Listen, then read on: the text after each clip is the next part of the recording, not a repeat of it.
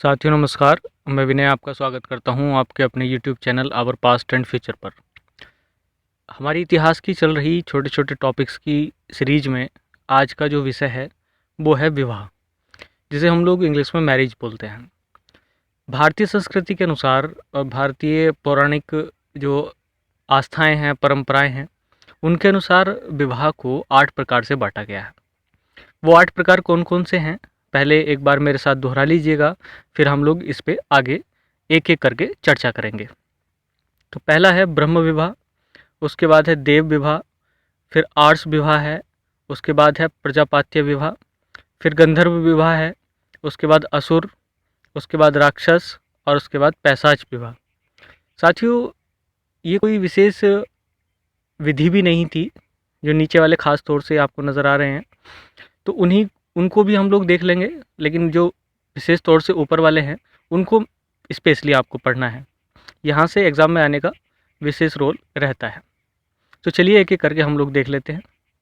तो पहले छोटी सी और बड़ी महत्वपूर्ण बात कि जो पहले 4 प्रकार के विवाह हैं, जिसमें ब्रह्म विवाह, दैव, आर्ष और प्रजापत्य, ये शास्त्र सम्मत विवाह माने गए हैं। यानी कि शास्त्रों ने भी इनको अलाउ किया है और अपनी परमिशन दी है। और इसको एक शब्द और कहा गया है, प्रशस्त। तो प्रशस्त का मतलब भी यही होता है कि शास्त्र सम्मत विवाह है। इसके बाद जो नीचे के 4 बचे विवाह हैं वो शास्त्र सम्मत विवाह नहीं है, उनको अप्रशस्त बोला जाता है। तो अप्रशस्त विवाह में 4 प्रकार आते हैं और प्रशस्त विवाह में भी 4 प्रकार आते हैं। तो निचले 4 विवाहों की कोई विशेष परमिशन तो है नहीं, लेकिन फिर भी अपने आप में संख्या ये पूरी करते हैं। अब चलिएगा एक एक करके हम लोग चर्चा कर लेते हैं।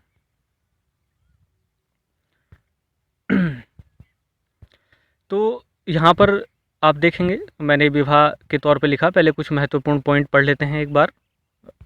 चलिएगा, विवाह शब्द बी उपसर्ग के साथ वह धातु के प्रयोग से बनता है। तो जब बी उपसर्ग जुड़ता है और वह धातु जुड़ती है तो विवाह बनता है, और इसका शाब्दिक अर्थ होता है वधू को वर के घर ले जाना। तो ये तो आप समझ ही गए होंगे, इसमें कोई बड़ी बात नहीं है। अलग अलग समयों पर अलग अलग विवाहों को श्रेष्ठ बताया गया है। साथियों, आप लोग इन 8 प्रकार के विवाहों में देखेंगे कि अलग अलग कार्यकाल में, अलग अलग पीरियड्स में, अलग अलग लोगों द्वारा अलग अलग प्रकार के विवाहों को श्रेष्ठता का दर्जा दिया गया है। कभी किसी ने गंधर्व विवाह को श्रेष्ठ बताया, तो किसी ने प्रजापत्य को, किसी ने आर्ट्स को और किसी ने दैव विवाह को। इस प्रकार से अलग अलग समय का अलग अलग वर्णन रहा है। पाश्चात्य संस्कृति में यह एक कॉन्ट्रैक्ट मात्र है, ये बात हम पहले भी चर्चा कर चुके हैं। उसमें एक कॉन्ट्रैक्ट होता है साथ में रहने का, और अगर किसी वजह से शर्तें टूटती हैं तो विवाह भी विच्छेद हो जाता है। जबकि भारतीय संस्कृति अपने आप में एक विशाल संस्कृति है और यहाँ पर बात रिश्तों की होती है, और रिश्तों की बात होने के साथ ही पति पत्नी का संबंध बन जाता है जन्म जन्मांतर तक, और साथ में रहने के वादे भी होते हैं, वो एक अलग बात है। याज्ञवल्क्य स्मृति अगर आप देखें और उनकी जो बात कही हुई है, तो इस बात को सभी जो लोग अभी अनमैरिड हैं वो ज़रूर देख लीजिएगा। याज्ञवल्क्य जी ने कहा है कि ब्राह्मण, क्षत्रिय, वैश्य और शूद्र, चारों ही वर्ण इसमें आ गए हैं, या कोई और भी। तो अगर कोई बचता है तब, वैसे तो बचता नहीं है, तो ब्राह्मण, क्षत्रिय, वैश्य, शूद्र या कोई और भी यदि विवाहित नहीं है तो वो कर्म के योग्य नहीं है। तो उसके कर्म वो फल नहीं दे पाते जो उसको एक्चुअल में आफ्टर मैरिज मिलते हैं। तो इसलिए आप देखते हैं कि गृहस्थ आश्रम का होना ज़रूरी है। विवाह हम पीछे भी पढ़ करके आ रहे हैं, क्योंकि 16 संस्कारों में एक प्रमुख संस्कार ये भी है जिस पर अन्य आश्रमों का दबाव भी रहता था। और जो धर्म, अर्थ और काम विशेष तौर से 3 पुरुषार्थ हैं, यानी कि यूँ कह लीजिएगा 4 पुरुषार्थों में से 3 पुरुषार्थ अकेले गृहस्थ आश्रम में प्राप्त किए जा सकते हैं। हालांकि मोक्ष का जो चौथा पुरुषार्थ है उसकी भी आप कल्पना इस गृहस्थ आश्रम में ही कर सकते हैं। अगली तरफ चलते हैं अब एक एक करके। पहला जो टॉपिक है हमारा, ये जो पहला विवाह है वो है ब्रह्म विवाह। इसकी खास बातें देख लेते हैं। एक तो सबसे पहली बात और महत्वपूर्ण बात ये है कि ये सर्वोत्तम प्रकार का विवाह है, कोई दो राय नहीं है। इसमें क्या होता था, वर को वधू के घर बुलाया जाता था, जो कन्या का पिता होता था वधू को, वर को अपने घर बुलाता था और उसके बाद उसको कन्यादान कर देता था, और साथ में कुछ उपहार भी दिए जाते थे। वो अलग अलग नामों से परिचित रहते हैं। बाद में इसी उपहारों को दहेज का दर्जा दे दिया गया। हालांकि ऐसा कुछ नहीं है, ये इसका दहेज से कोई मतलब नहीं था, तो आप ये ध्यान रखिएगा। तो इसमें सीधा होता यही था कि वर को बुलाया और कन्यादान कर दी, इसलिए सर्वोत्तम था। और आज भी काफ़ी हद तक ये प्रचलित है, आप देखेंगे। दैव विवाह में क्या होता था, यज्ञ का एक आयोजन कराता था कन्या का पिता, और उस यज्ञ में कई पुरोहितों को निमंत्रण दिया जाता था, और उन पुरोहितों में से जो भी व्यक्ति उसका सफल आयोजन कर देता था या विधि पूर्वक पूजन उसका करा देता था, और उसी के साथ विवाह करा दिया जाता था। कालांतर में हुआ ये कि राजा पुरोहितों के संपर्क में होते ही थे, तो जो भी अपने कर्मों के द्वारा राजा का मन मोह लेता था पुरोहित, उसी के द्वारा यज्ञ संपन्न करा दिया जाता था, और उसी के साथ कन्या का विवाह करा दिया जाता था। तो आप नीचे पढ़ सकते हैं लाइन, आजकल भारत में ब्रह्म विवाह ही सर्वाधिक प्रचलित है, जिसमें बारात के साथ वर वधू के घर जाता है और विवाह करता है। आगे की तरफ देखते हैं, फिर है आर्ष विवाह।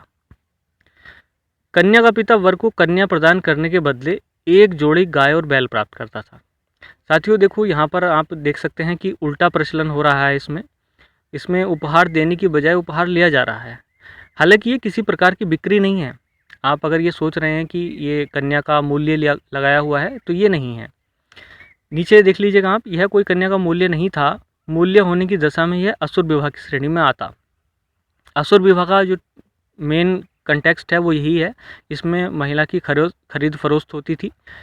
उचित मूल्य देने के बाद महिला को खरीद लिया जाता था, और इस प्रकार से वो असुर विवाह की श्रेणी में आ जाता था। हालांकि यहाँ पर इस प्रकार का कोई सिस्टम नहीं था, ये एक सामान्य प्रथा थी और एक प्रचलन था। प्रजापत्य विवाह हम लोग देख लेते हैं। इसकी खास बातें, सहधर्म चरित इति प्रजापत्या। इसका मतलब क्या है, ये खाली एक प्रकार का वचन था जो कन्या का पिता लेता था वर से, कि साथ साथ रह करके वो धर्म का पालन करें, और इस प्रकार की वचनबद्धता ले ली जाती थी, और वो लोग अपना जीवन यापन करते थे। हालांकि एक लाइन आप नीचे देखेंगे, ब्रह्म विवाह का ही एक प्रकार ये संभवतः रहा, क्योंकि ब्रह्म विवाह में भी यही होता था। अब आप देखेंगे कि ऐसा फिर क्यों किया गया, तो इसका कोई विशेष कारण तो इतिहास में नहीं मिलता, लेकिन इतनी बात ज़रूर है कि कुछ विद्वानों ने इसकी संख्या 8 करने के लिए इस प्रजापत्य विवाह को अलग से मान लिया है। और ख़ास तौर से आप लोग ध्यान रखेंगे, मैंने आर्ष विवाह की दशा में लिखा है, क्योंकि कन्या का कोई मूल्य होता नहीं है, और आजकल तो बहुत प्रचलन में है, दुल्हन ही दहेज है ये सेंटेंस। तो आप लोग भी ध्यान रखें, क्योंकि आप लोग भी समझदार हैं, और इस चीज़ को गौर फरमाइएगा। अब इसी चक्कर में बहुत सारी प्रॉब्लम्स भी हमारे आसपास आ रही हैं, तो संबंध विच्छेद का, जिसको हम लोग बाद में लेंगे, बड़ी गंभीर समस्या हो गई है। अगला विवाह है गंधर्व विवाह। ये तो सभी लोग परिचित भी हैं और बड़े अच्छे तरीके से जानते भी होंगे। तो माता पिता की इच्छा के बिना ये गंधर्व विवाह विशेष तौर से किया जाता था। हमेशा विवाद का विषय रहा है साथियों, ये तो बात है ही, क्योंकि जो लोग जिस रास्ते पर चलते हैं, सामान्यतः ये देखा गया है कि वो उस बात को हमेशा सही पाने की या सही मानने की कोशिश करते हैं, भले ही वो गलत हो, लेकिन अपने दिमाग के तौर पर, वैचारिक तौर पर वो उसको सही लगता है। लेकिन ये हमेशा विवाद का विषय रहा है। कुछ लोगों ने इसको श्रेष्ठ विवाह बताया है, और कुछ लोग इसको शास्त्र सम्मत नहीं मानते हैं। तो पहला उदाहरण इसमें मिलता है महाभारत का। तो महाभारत में इस विवाह को, गंधर्व विवाह को, सर्वोत्तम विवाह कहा गया है। तो आप महाभारत में देख सकते हैं बहुत सारे दृष्टांत, स्वयं लॉर्ड कृष्णा, अर्जुना और अन्य लोग, इधर आप लोग देख सकते हैं गंधर्व विवाह उसमें हुए। वात्स्यायन, और इन्होंने कहा है इसको सबसे पूजित विवाह, और विशेष तौर से आप देख सकते हैं तो इसको पूज्य विवाह की श्रेणी में भी इसको रख दिया है।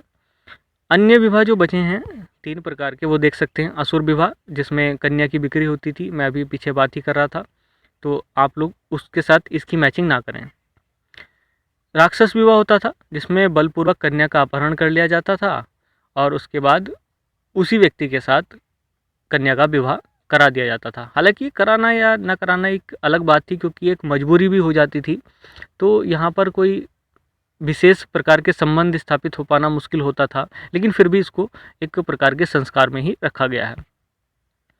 पैशाच विवाह, ये सबसे निकृष्टतम आप देख सकते हैं। कन्या के शरीर पर जबरदस्ती अधिकार करना, जिसे आप लोग आज के तौर पे कथित तौर पे आप रेप की संज्ञा देते हैं। तो इस प्रकार की चीज़ें आपने देखी हैं पुराने ज़माने में भी। अगर इस प्रकार की कोई घटना होती थी तो जब परिणाम आता था पंचायतों के द्वारा या अन्य प्रकार से, तो विशेष तौर से उस कन्या का विवाह उस व्यक्ति से ही करा दिया जाता था जो ऐसा कार्य करता था। तो इस प्रकार से संबंध तो स्थापित हो जाते थे, लेकिन ये जो विवाह का प्रकार आता है ये अपने आप में निकृष्टतम संस्कार होता था। चलिएगा, स्वतंत्रता अपनी जगह होती है साथियों, रिश्ते अपनी जगह होते हैं।